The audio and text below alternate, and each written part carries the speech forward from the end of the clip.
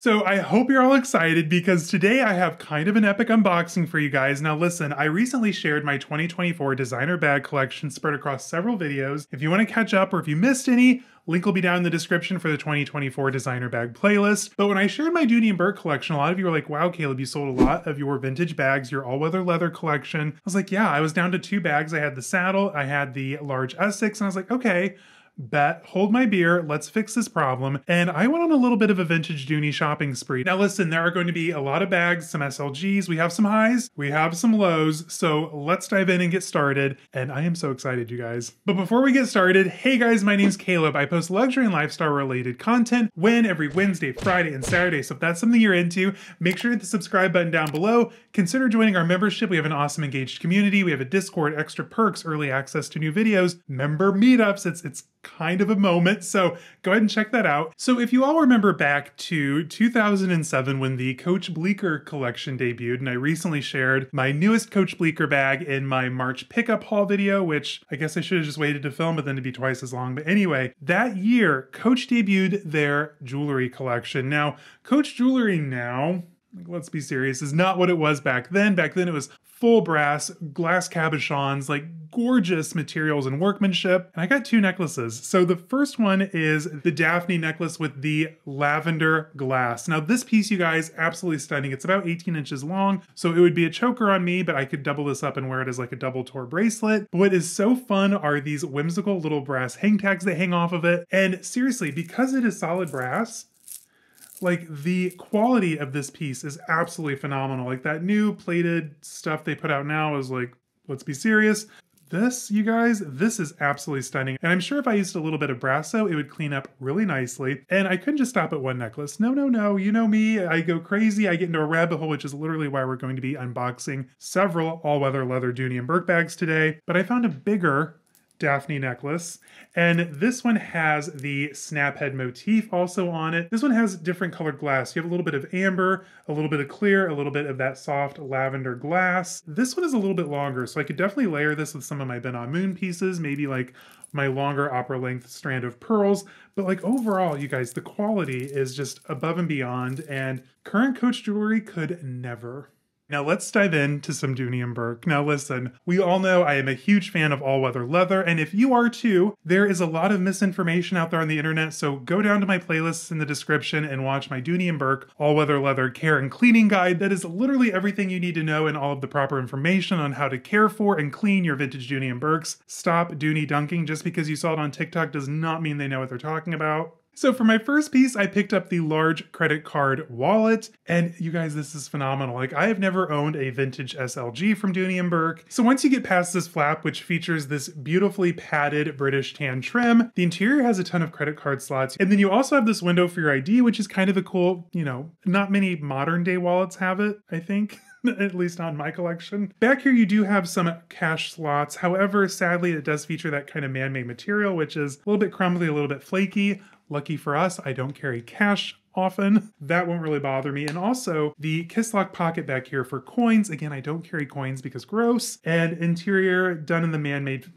material. Now, sadly, I reached out to Dooney and Bourke and I was like, hey bestie, can you replace these linings? And they're just like, no, we can't. And I'm like, is it because it's vintage? Is it because of the age? Is it because of the material? No response. If you buy a vintage SLG, they will not fix it unless you get someone else who might know. Still super cute. This is done in the color navy with British tan trim, and it's going to match a couple of pieces I'm about to show you. I'm super excited. Now, this next one, typically I save the best for last for you guys in my unboxings. I like to tease you a little bit, drag you along. And this one should have been my final piece to share with you guys, but it's actually the biggest disappointment. Now listen, I said there were some highs, I said there were some lows. This is the lowest it gets. Everything beyond this is amazing. However, this bag, you guys, and I paid a premium. This is the Dooney and Bourke Essex Arrowhead, and it's in the very rare color combo, brown with matching brown trim, and it is in flawless condition except for 2 things. It is missing its brass duck fob, which, I mean, not huge. I can find a replacement duck fob. Finding a replacement brown hang tag holder is going to be another story. Someone along the way, and this is where it gets so weird, it's like a Frankenstein moment. They swapped out the straps, so this part I think is burnt cedar. This part is the original trim, and you've already seen it. They've cut the frickin' strap. Why would you cut your strap? Buy a bag that works for you if it doesn't. So they've cut the strap, and I did not notice that in the listings. Like I said, I paid a premium because overall this is a very rare bag. So because it's an Essex arrowhead, it has the arrowhead closure here on the front. You just turn the lock and then it opens up to the beautiful suede lining. Now this one, beyond the flap and the opening, is just a regular Essex. So it's gonna have the same layout on the interior, same dimensions as like a medium Essex. You'll have the little slip pocket here on the back that you just open up with this button. Now, because it's not a regular Essex, which I have up here, the duck moves to the back, and I believe this is probably 96 or 98. The problem lies with this strap. Now, if this was in, good condition, fully intact, you'd be closer to about $200, but I need to find a replacement strap, or at least part of a replacement strap. So if anyone knows where I can find one, I've already reached out to horsekeeping.com, which sells vintage Doonies and replacement parts, and I'm gonna post on a couple different Facebook groups, but if anyone knows where I can get some good replacement vintage straps, not new straps, I'm not looking for dog leash straps, I want the original hook and loop closure, please let me know, because I love this bag and I wanted to carry it to brunch next month, so I'm a little disappointed I have to wait. Overall, super cute. 8 out of 10 would recommend. So while I was becoming very Dooney and Bourke obsessed, we went to the outlet. Love that for me. It's just down the road in Aurora. The Dooney and Bourke outlet is low-key amazing. I actually took my Birkin, and funny story, the customers, the staff, everyone was abuzz over my Birkin, and it was a moment.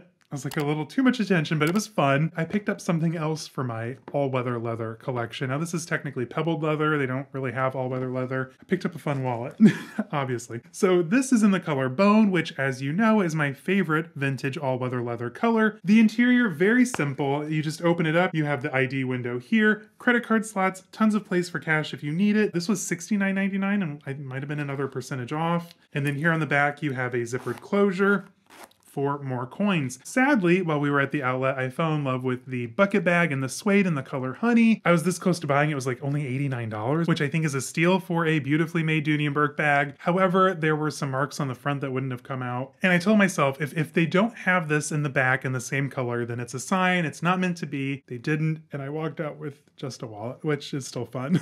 Now, this next bag is super freaking cute, and I got it for a steal. This is one that you don't see pop up too often. When I saw it, I was like, done, take my card, ship it, like we're good. This is the mini bucket bag in the color navy. Now this is probably from 1994 if I'm not mistaken. I do still need to clean it up a little bit. Like overall it's in like vintage perfect condition.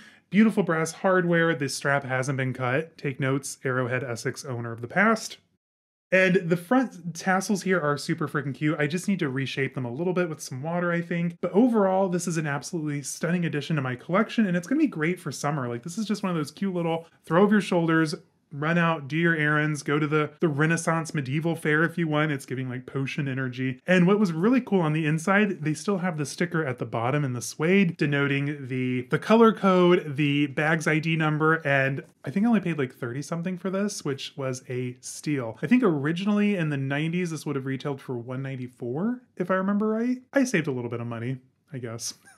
Like I said, I have saved the absolute best for last, and this was one that I was really excited for. It's kind of a new style for me, which, I'm low-key here for. I recently tried on, this is gonna totally give it away, but I recently tried on a Damier Azur LV large no way, and I'm like, okay, I could see this for summer. I could see this for me, on the boat as one does, or, just pedaling about town, throw it on the shoulder, run and go. I got so lucky with this one, you guys, it's not even funny. This is actually from the vintage collection from the mid-90s. It was literally called vintage because, names. I don't think they probably hadn't intended for eBay to come along and like actual vintage, searching vintage Dooney and Bourke to be a thing. So rambling aside, this is the large bucket bag in the color black, British tan trim with the padded shoulder strap. Now this one was a complete set. I actually hopped onto my Discord, if you remember. I did a live cleaning hangout sesh. We were literally all just chatting forever, sharing bags, telling stories, and it was a really fun time. So if you want to join the membership, definitely check it out. But this bag, you guys, is absolutely stunning. It is in mint condition overall. Just took a very light cleaning, which again, check out my cleaning guide. That is all the information you need. I did an ozone treatment on the interior. I polished the British tan trim. I just did a nice soft cleaning here on the pebbled leather. The tassels, surprisingly, were in really good shape. And what I love most about these is that cute little saw trim, the sawtooth trim around the top of the tassels, which is fun. Totally adjustable. I have it currently on one of the longest settings just because